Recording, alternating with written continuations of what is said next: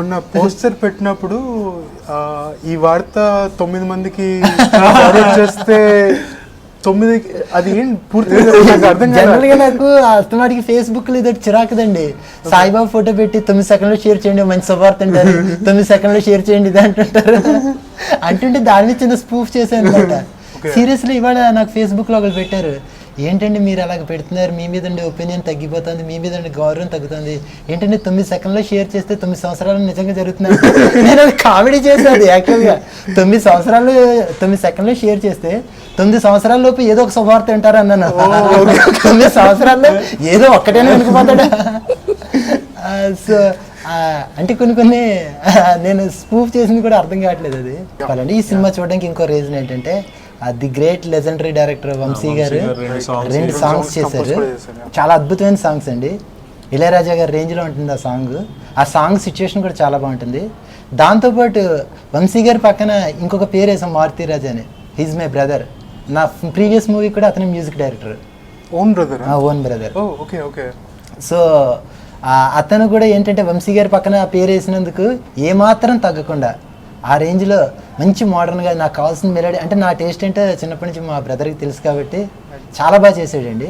So songs సూపర్గా ఉంటాయి, visuals బ్యూటిఫుల్గా ఉంటాయి, నో వల్గారిటీ.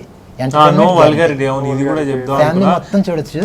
అంటే ఫ్యామిలీతో హాయిగా 2 hours ఎంజాయ్ చేయొచ్చు. మామూలుగా యాక్చువల్గా యూఏ ఉంటుంది కదా సెన్సర్. నేను యాక్చువల్గా మా మూవీకి U++ ఇస్తా యాక్చువల్, ఎందుకంటే ఏమాత్రం వల్గారిటీ ఉండదు.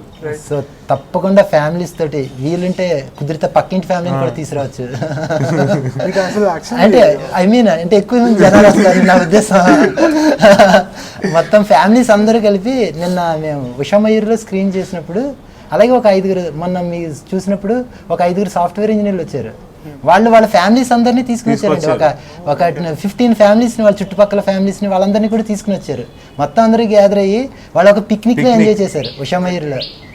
మేము చేసిన మొత్తం పడిన కష్టం మొత్తం అది పోయింది. ఎందుకంటే 70 మంది మొత్తం ఫ్యామిలీస్, వాళ్ళు ఎవరో కూడా మాకు తెలియదు, బయటకు వచ్చి అన్నారు మొన్న మేము పిక్నిక్ వెళ్ళాం దానికన్నా ఇక్కడ ఎంజాయ్ చేసాం. థియేటర్ మొత్తం గోల చేశారు. సో వీలుంటే దీన్ని మౌత్ పబ్లిసిటీ కావాలి కాబట్టి మీరు చుట్టుపక్కల ఫ్రెండ్స్కి వాళ్ళకి చెప్పి, నచ్చితే 3 చెప్పండి, నచ్చకపోతే మాత్రం 10 మందికి చెప్పండి. Thank you. నేను ఎందుకులే రిస్క్ ఆయనతో ఆయన్ని చూడాలి అని, ఆయనతో వర్క్ చేయాలని నాకు కాదు, కానీ ఆయన షూటింగ్ జరుగుతుంటే జనాల నుంచే చూడాలని నా కోరిక. అలాంటిది ఆయన ఆఫర్ వస్తే నేను చాలా సున్నితంగా, సార్ మీతోటి వర్క్ చేయడం అంటే మీది వచ్చి కలిసాను, మంచిగా కాఫీ తాగాను, చాలు నాకు, బట్ నేను మీతో వర్క్ చేయలేను సార్, నాకంటూ కొన్ని లిమిటేషన్స్ ఉన్నాయి. అంటే ఇప్పుడు నేను స్క్రిప్ట్ చేస్తుంటే డిస్టర్బ్ చేయకూడదు. అంటే నాది ఎలా ఉంటుందంటే వర్కింగ్ స్టైల్ కూడా, అది వంశీ గారికి కూడా నచ్చింది.